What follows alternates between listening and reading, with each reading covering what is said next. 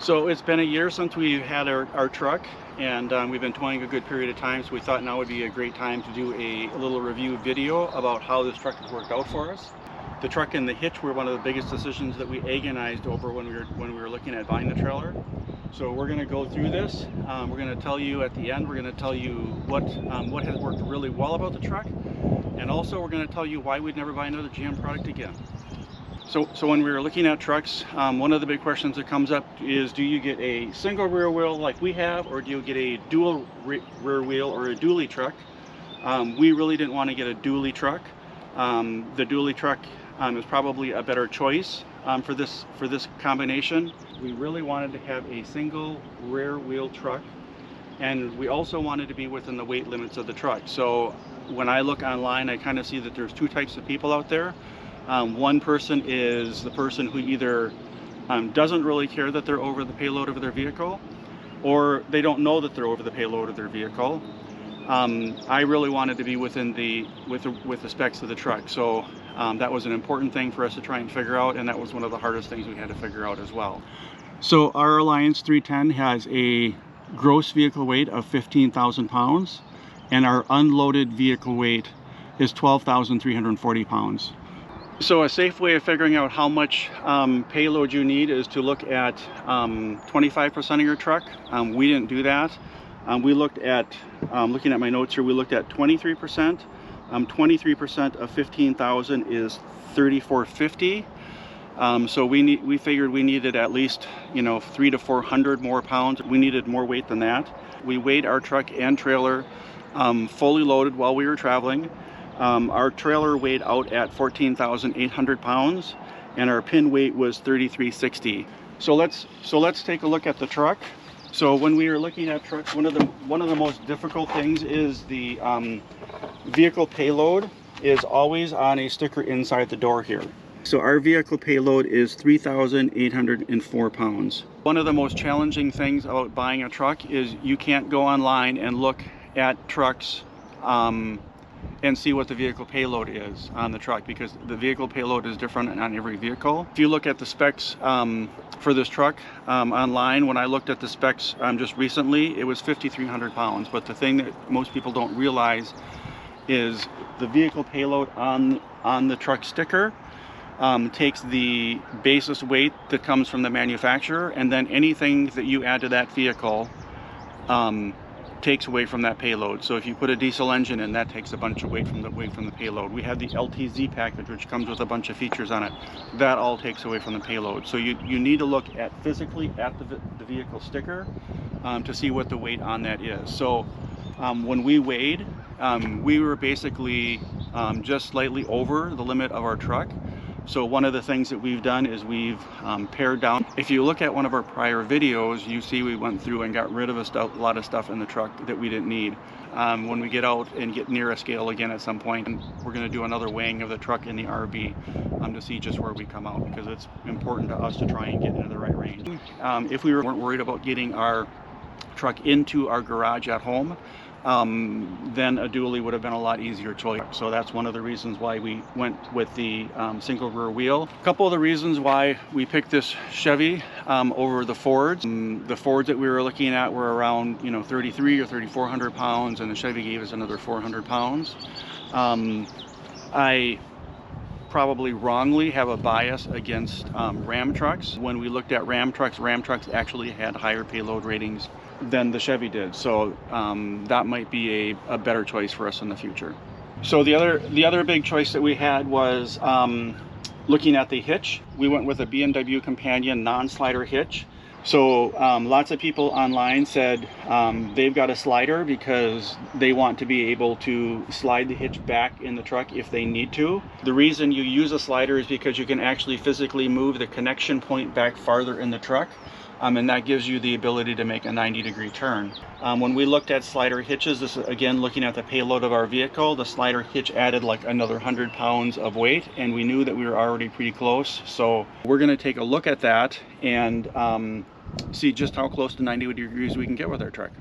We're in just about as far as we can go. We do have a little more space in here, but we felt that this was probably close enough. So what I have here is I have a protractor And we're just going to try and measure out here pretty close right there. So we are at about 113. We're at about 113 degrees. We could probably get, maybe we could get to 110, but certainly we're not going to get to 90. So the danger here is taking a very sharp turn with the truck and impacting the back of the vehicle. So, you know, anytime we're getting in a position, we have to be super paranoid about how tight of a turn we're going to be.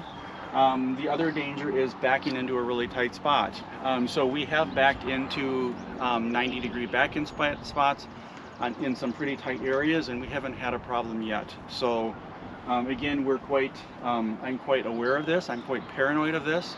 But yes, we do run the risk of smashing our back window in. So if you're looking at doing something like this and you think that you might be inclined to forget that you have a situation like this, you might not want to go this route.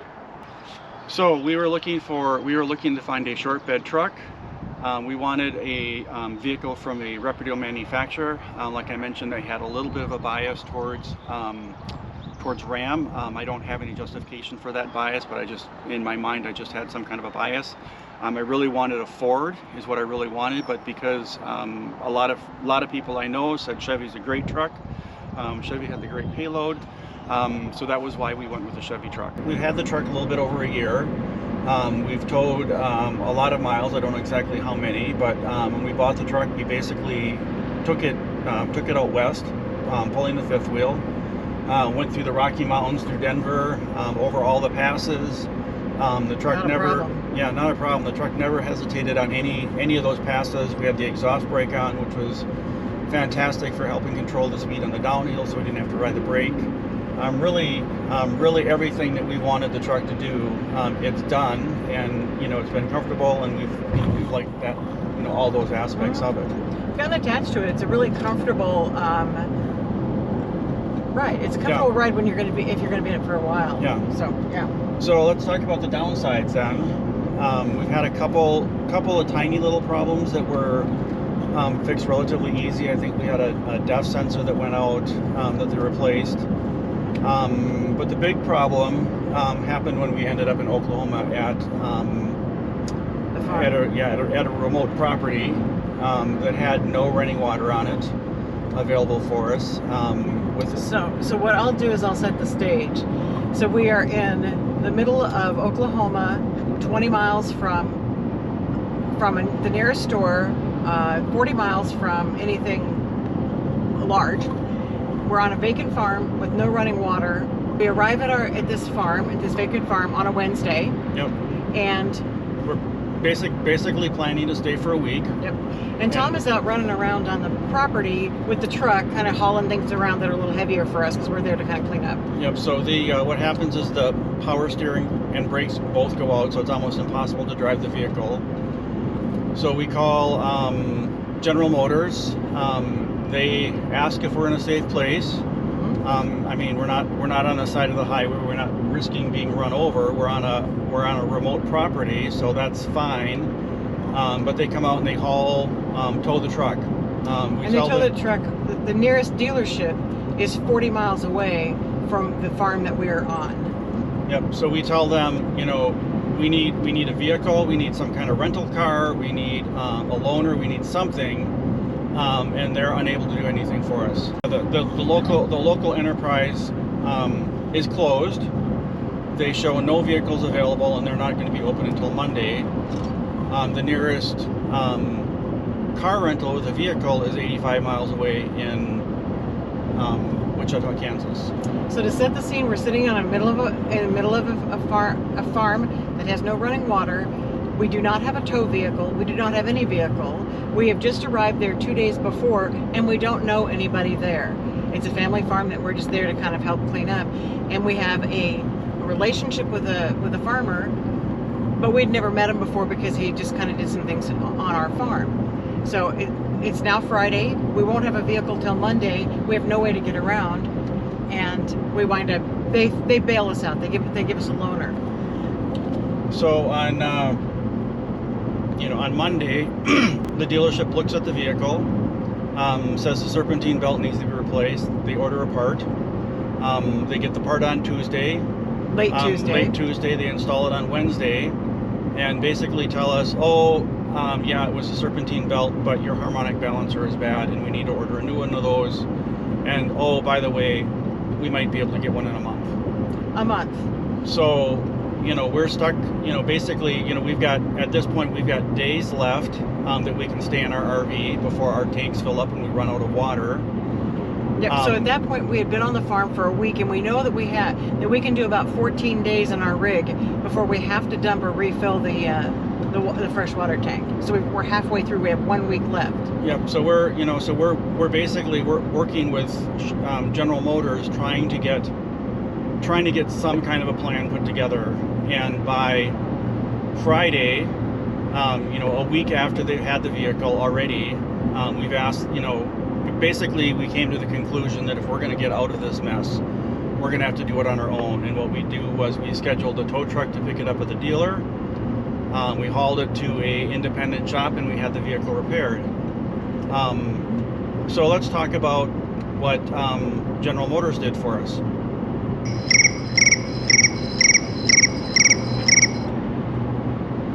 Nothing. So after all this transpires, we hauled our vehicle to an independent shop.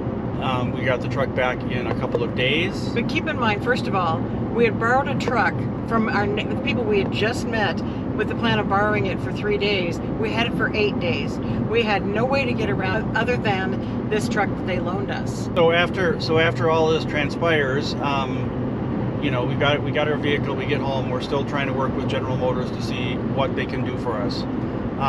We pretty much assumed, since we had the vehicle repaired at an independent shop, that they weren't going to cover that cost, which I understand. Or we asked General Motors, can you cover the cost, the rental car cost for the week that the vehicle was at the dealership? Nope, can't help you. We asked them, we said, can we bring the part in? Can you order the parts, send them to our local dealer, we'll take the part in and we'll have the GM parts put on to replace the aftermarket parts we put on. Nope, can't help you, can't do anything for you.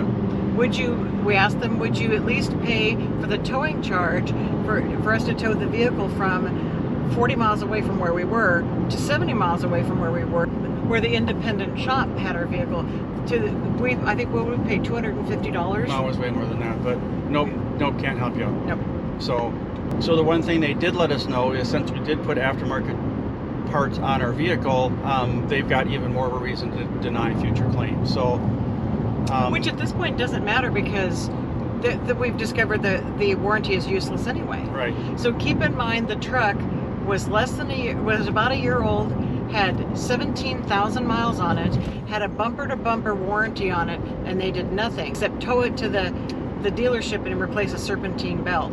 And we are not certain that the harmonic balancer. We're pretty confident that wasn't even the problem. Because when we got it to the shop, not only did they replace the harmonic balancer, but they had to replace a pulley system that was obviously broken, right, which the dealership did not catch.